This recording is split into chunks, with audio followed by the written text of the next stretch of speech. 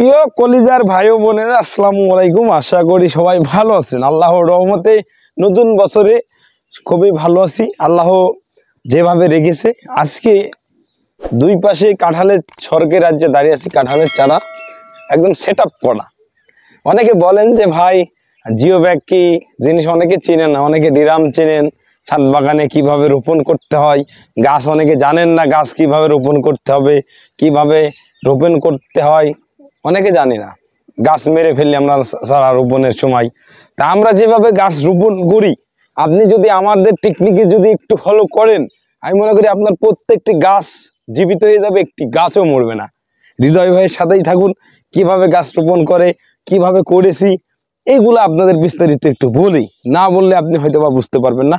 তার জন্য আপনার আমি একটা জিও ব্যাগের সামনে যে কথা বলি, মনে করেন যে এই জিও ব্যাগটা দেখেন, এটা হচ্ছে 15 গ্যালনের একটা জিও ব্যাগ। এখানে আমরা খাবার দিয়েছি মাটির 2 ভাগের 1.5 ভাগের ওপরে আছে গোবর সার, আর 1 ভাগ মাটি, বাদ বাকি অন্যান্য বিস্তারিত যে সারগুলো আছে, সবুজ সার, হাড়ের গুঁড়া, নিম খোল, এই সারগুলো আমরা হচ্ছে এতে দিয়ে চারা রোপণ করেছি। আপনি মনে করেন আমি এই ছোট্ট একটা চারা দিয়েছিলাম, এর থেকেও ছোট্ট একটা চারা এই ব্যাগের মধ্যে দিয়েছিলাম। আপনি যদি মনে করেন যে আপনার একটা বাচ্চা হয়েছে, আপনি এই বাচ্চাকে হওয়ার পরে যদি মনে করেন যে আমি গরুর মাংস খাওয়াবো, তাহলে ভুল, তাহলে আপনার গাছটা মারা যাবে। এই জন্য আপনি প্রথমে অল্প খাবার দিয়ে জিও ব্যাগটা কমপ্লিট করে চারাটা রোপণ করে দেবেন। তারপরে যে যখন গাছ বড় হবে তখন আপনি খাবার দিতে পারবেন। কারণ আমরা গাছ বড় হওয়ার পরে এখানে খাবার দিয়েছি, ঢ্যাপ সার ওটা দিয়েছি। দেখেন গাছকে একটাও মরেছে, গাছের চেহারা আরো সুন্দর সুন্দর হয়েছে। আর প্রত্যেকটি গাছে এখন কি হচ্ছে, মুসি বের হচ্ছে। মুসি কি জিনিস, দেখেন মুসি না আসলে কাঁঠাল ধরে না। আমরা কাঁঠালও দেখাবো, ছোট ছোট গাছে কাঁঠাল ধরে আছে সেটা দেখাবো।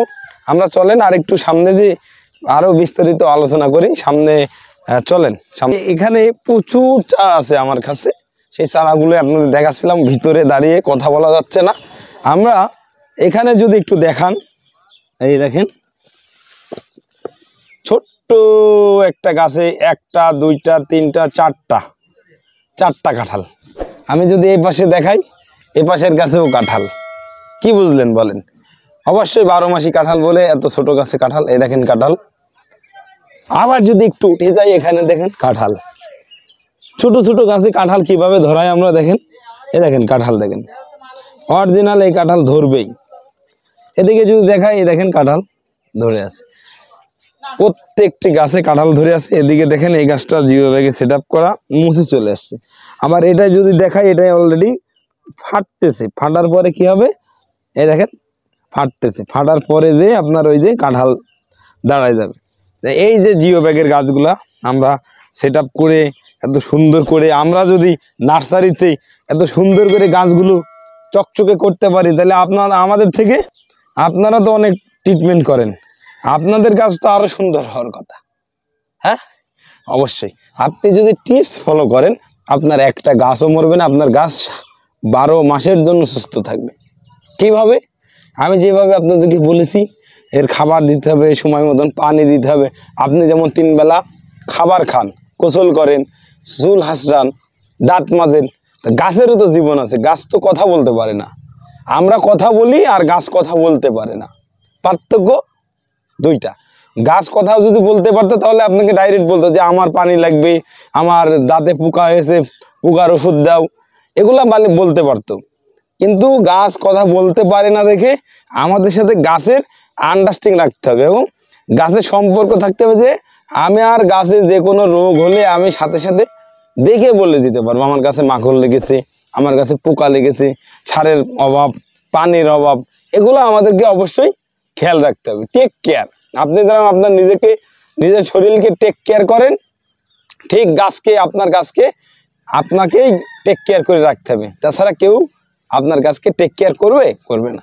এই জন্য আপনি যদি ছাদ বাগানি হন, বা মাঠ বাগানি হন, বা কৃষক হন, বা আঙ্গিনা কৃষক হন, অবশ্যই আপনাকে টিপস অনুযায়ী চলতে হবে। কৃষি কাজ অত সহজ না। আপনি আসলেন, আমি ভিডিওই বললাম ভাই কোটি কোটি টাকা ইনকাম, আপনি লাগায়ে কোটি কোটি টাকা পেয়ে যাবেন, অত সহজ না। অনেক পরিশ্রম করতে হয়। পরিশ্রমে আসে ধন, পাপে আনে দুঃখ, আলিস্যতায় আনে দারিদ্রতা, নেকে আনে সুখ। এত সহজ না, আপনি যত সহজ মনে করেন তত সহজ না। অবশ্যই পরিশ্রম করতে হবে। পরিশ্রম না করলে আপনার কখনোই উন্নতি হবে না। এই জন্য আপনি যদি মনে করেন যে আমি এই গাছে ফল ধরাবো, আমি বলেছি এই বছর নিম্নে 1000 গাছে কাঁঠাল ধরিয়ে বিক্রি করব। যেটা মানুষ এত প্রতারিত হয়েছে এই পর্যন্ত, যে মানুষ প্রতারিত হতে হতে আর কাঁঠাল বাদে গাছ কিনতে চায় না। এ দেখেন আমার প্রত্যেকটা গাছে কাঁঠাল ধরেছে, প্রত্যেকটা গাছে। এদিকে যদি দেখান প্রত্যেকটা গাছে কাঁঠাল, এখানে যদি দেখাই প্রত্যেকটা গাছে কাঁঠাল, এখানে যদি দেখাই কাঁঠাল, এখানে যদি দেখাই কাঁঠাল, এখানে যদি দেখাই কাঁঠাল। এ দেখেন কাঁঠাল, কাঁঠাল আর কাঁঠাল। তাহলে আমি চেষ্টা করে আপনাদের জন্য কষ্ট করছি যে কি আমার যারা দর্শক আছে তারা যেন কাঁঠাল সহ গাছগুলো ক্রয় করতে পারে আমার থেকে, বা তারা যে কাঁঠালগুলো ক্রয় করেছে এর আগের থেকে, যে কাঁঠালগুলো 12 মাস হয় না, একবার ধরে, অনেকে প্রতারিত করেছে, তাদের জন্য আজকে কি সুখবর নিয়ে এসছে হৃদয় ভাই। আমরা চাই বাংলাদেশের প্রত্যেকটি কৃষক অরিজিনাল যাদের যে কাঁঠালগুলো আছে এই কাঁঠাল গাছগুলো আমাদের কাছে সংগ্রহ করুক, আমাদের কাছে পাক। আমরা এই জন্যই এই কাঁঠাল নিয়ে আমরা কি এক কথা কাঁঠালের স্বর্গরাজ্য করতে চাচ্ছি চুয়াডাঙ্গা জেলাকে, যেটা বাংলাদেশে আর দ্বিতীয়ত কোথাও হবে না। কেন প্রথম বাণিজ্যিক বাগান বাংলাদেশে আমি করেছি। বাণিজ্যিক বাগান কেউ 2টা কেউ 1টা এভাবে রোপণ করেছে, কিন্তু আমি প্রথমে 33% করেছি, পরে 66। 1 একর জায়গায় আমার বর্তমানে এখন 12 মাসে আটাবিহীন কাঁঠাল। কাঁঠাল হলে হবে না, কাঁঠালের মধ্যে আবার ভাগ আছে। একটা আছে পিঙ্ক কাঁঠাল, একটা আছে লাল কাঁঠাল, 12 মাস হয় না বলে লাল কাঁঠাল।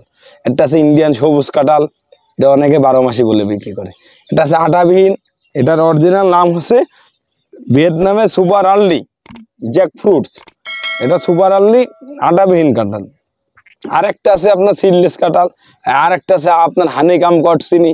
আপনাকে কাঁঠাল চিনে নিতে হবে। কিভাবে চিনবেন এর আগে আমার চ্যানেলে ভিডিও দিয়ে আছে, ওই ভিডিওগুলো ফলো করে দেখবেন যে কাঁঠালে কিভাবে চিনবেন পাতা থেকে আমি বলে দিয়েছি।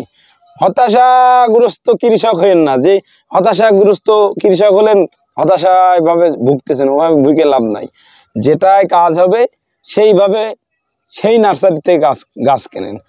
আমরা অল্প দামের গাছ বিক্রি করি না। যদি ফলসহ গাছ একটা 2000 টাকা বলি, 2000 টাকায় আমরা 4000 টাকায় বেচবো না, 2000 টাকায় বেচবো। এমনই যে ফলসহ গাছ কেনেন আমাদের থেকে, সরাসরি ভিডিও কলে দেখে শুনে তারপরে ক্রয় করেন। যারা প্রবাস থেকে ভিডিওটি দেখলেন বড় ভাইদেরকে হাজার হাজার সালাম জানাই নতুন বছরের। আর যারা দেশ থেকে দেখলেন তাদেরকেও হাজার হাজার সালাম জানাই। যারা আজকে আমার এই ভিডিওটি দেখলেন তাদেরকে অসংখ্য ধন্যবাদ জানিয়ে আজকের ভিডিওটি এখানে শেষ করব। সবাই ভালো থাকুন, সুস্থ থাকুন, আমার জন্য দোয়া করবেন। সেই পর্যন্ত ভালোই থাকবেন, সাদাই থাকবেন। পুরো ভিডিও জুড়ে ছিলাম হৃদয় মোল্লা। আমার জন্য দোয়া করবেন। আসসালামু আলাইকুম ওয়া রাহমাতুল্লাহি ওয়া বারাকাতুহু।